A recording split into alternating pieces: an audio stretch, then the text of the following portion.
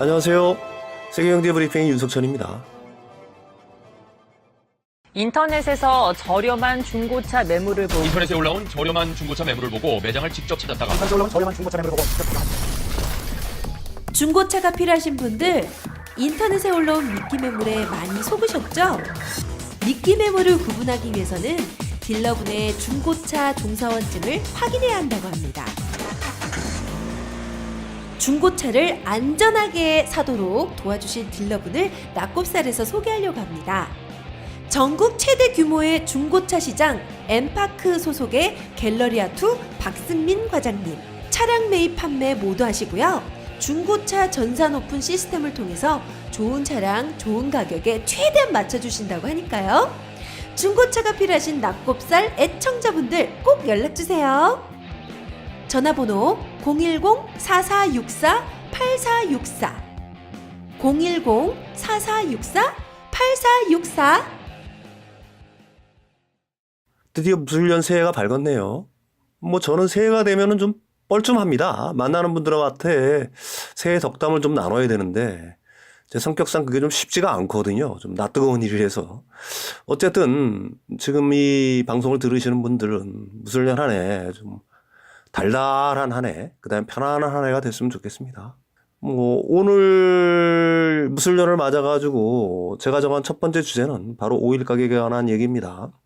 지난해부터 오일 가격이 좀 올랐죠. 그래서 이제 고유가 논란이 한창인데 오일 가격 2018년 오일 가격은 과연 어떻게 될까? 그런 부분에 대해서 한번 전망을 해보겠습니다. 오펙은 지난해 11월 말 전격적으로 감산을 결의했죠. 이는 사우디를 축으로 한 오펙의 시장 전략이 바뀌었음을 의미합니다.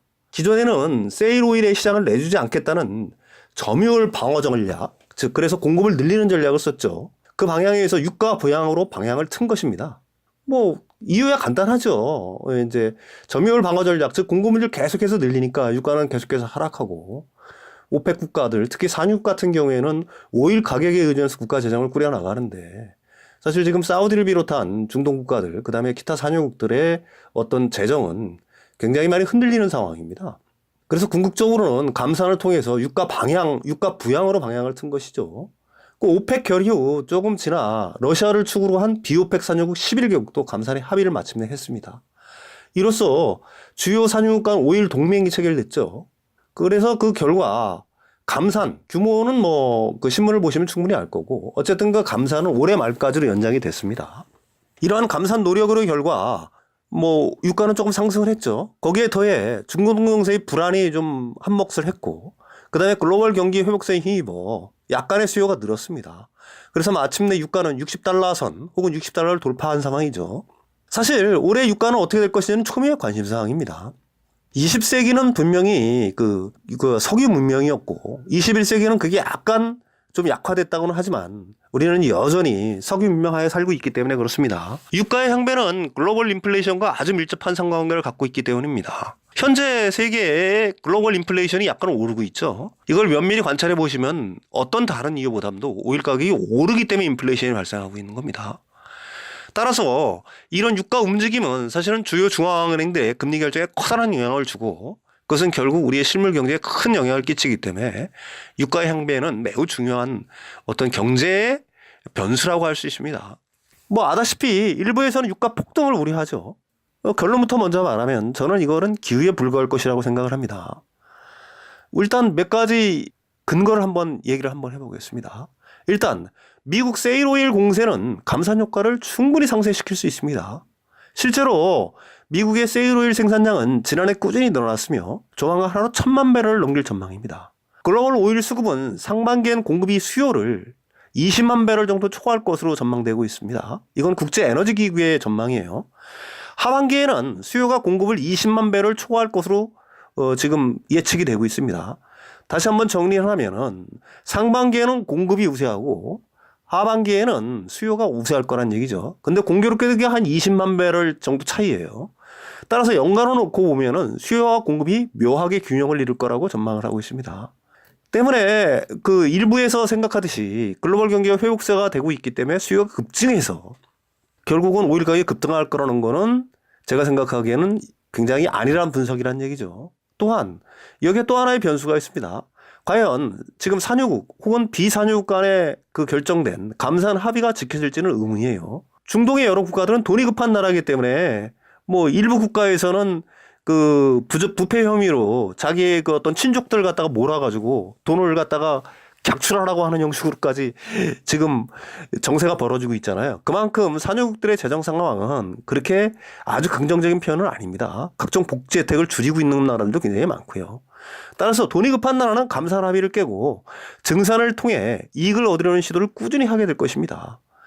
뭐 현재는 감산을 합의한 게 그 시간이 별로 지나지 않아서지만은 조금 더 시간이 지나면은 그 산유국들 간의 감산 합의는 얼마든지 깨질 수가 있어요. 다시 말해서 오펙의 분열 가능성이 있다는 얘기입니다.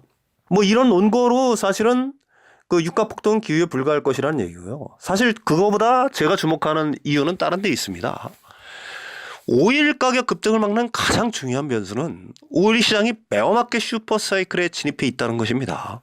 오일 가격이 조금 오르면 사람들은 금방이라도 폭등할 것처럼 생각되나 세상이 쉽게 변하지 않듯 오일 가격 역시 느리게 움직입니다. 생각보다는. 오일 가격이 본격 상승하기 위해서는 최소한 과도한 경쟁 구도가 해소돼야 합니다. 그 과정이 이른바 슈퍼사이클로 나타나는데 이는 비교적 오랜 동안 계속 지속됩니다. 오일 등 원자재를 포함하는 상품 시장은 커다란 사이클을 그립니다. 우리가 이를 갖다가 슈퍼사이클이라고 하죠. 뭐 지금 반도체 슈퍼사이클 얘기하는데 그런 슈퍼사이클을 연상하면 됩니다. 1800년 이래 상품시장 약세장 슈퍼사이클은 평균 한 번 발생을 하게 되면 20년 동안 지속이 됩니다. 물론 최근엔 그 기간이 좀 계속해서 좀 짧아집니다. 하나 가장 최근에 발생한 오일시장 약세장 슈퍼사이클도 16년 동안 지속됐어요. 바로 1984년에서 1999년까지의 오일시장의 베어마켓입니다.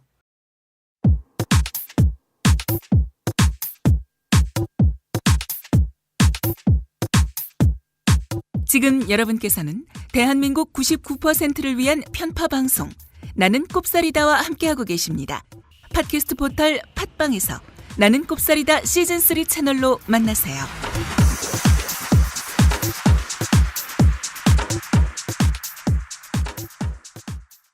골반 잡자 바로 잡자 바디로직. 손길 오빠, 요즘 몸매가 왜 이래요? 어우, 진짜 나이 먹은 거 티네요. 아니 무슨 나 아직 젊다고. 이 배는! 사실 고민이긴 해. 근데 배가 나와서 그런가 요즘 허리도 아프고. 아직도 바디로직 몰라요? 저 오다리 때문에 바디로직 입었는데 다리가 싹 붙잖아. 골반 좌우 상하 균형을 딱 맞춰줘서 통증만 좋아지는 게 아니라 저처럼 몸짱 될 수 있다고요. 진짜로? 와, 그런 걸 혼자만 알고 있었어? 정말 밉다. 근데 이름이 뭐라고? 바디로직. 우리 통증 바로 잡자 바디로직. 몸매 교정 바로 잡자 바디로직. 자세가 좋아지는 골반 교정 타이즈 바디로직. 검색창에 골반 교정 바디로직. 삐딱한 남성 골반 허리에도 역시 바디로직입니다. 바디로직의 효과를 못 느끼셨다면 100% 환불해드립니다. 자세한 환불 조건은 홈페이지를 참조하세요.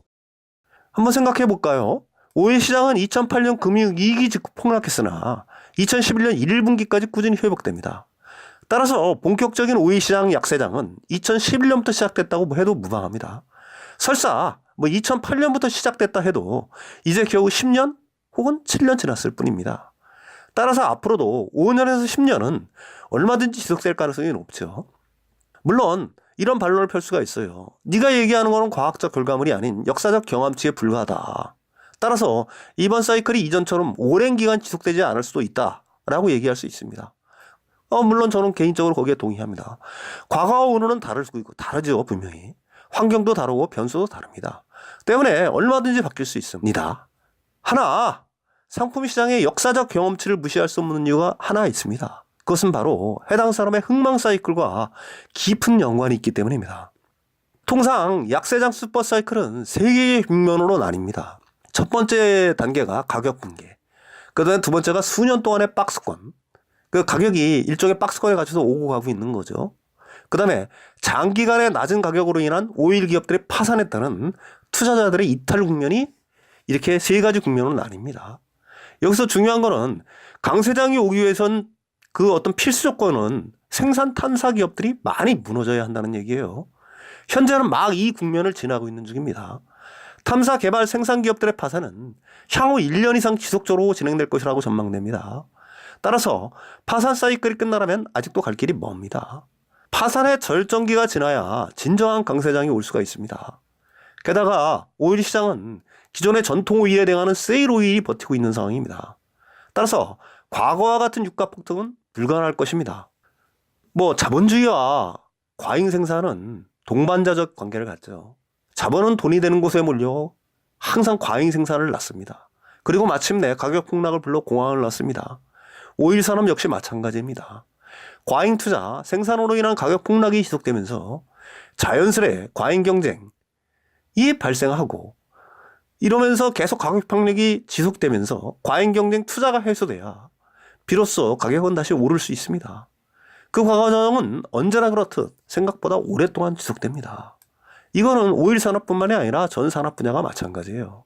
현재 반도체의 슈퍼사이클이 온 것도 사실은 2000년 초에서 2008년까지 그 반도체 회사들이 치킨 게임을 벌이면서 수많은 반도체 기업들이 파산했기 때문에 그 나머지들이 그 승자가 모든 것을 갖는 그런 현상이 지금 발생을 하고 있기 때문에 발생을 하고 있는 것입니다.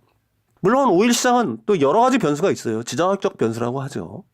가령 디폴트 위기에 처한 베네수엘라의 원유 생산 감소, 특히 중동 지역의 정정 불안 극대화 등이 겹친다면 일시적으로 강세장은 출현이 가능할 것입니다. 그렇지만 단언하지만 이 또한 일시적인 현상에 머물 것입니다. 따라서 결론부터 먼저 말하면 올해 유가는 60달러 선 혹은 그 이하 선에서 머물 가능성이 상당히 높습니다. 바람이 많이 불고 오늘 밖에 나갔더니 바람도 세더라고요. 그 다음에 날씨도 굉장히 춥더라고요. 한국의 입장에서는 저는 개인적으로 그렇게 생각합니다. 오일 가격이 너무 낮은 것도 바람직하지 않고 현재의 수준 50에서 60달러 정도 선에서 유지되는 게 한국 경제에는 최고로 유리하지 않나 개인적으로 그런 생각을 하거든요. 물론 우리들한테도 좋은 일이죠. 날씨까지 추운데 오일 가격마저 고공행진하면은 굉장히 고통스러운 겨울이 될 수가 있겠죠. 예. 오늘 세계경제 브리핑은 오일 가격에 대한 얘기로 마무리를 하겠습니다. 모두 건강한 한 해 되시기 바랍니다.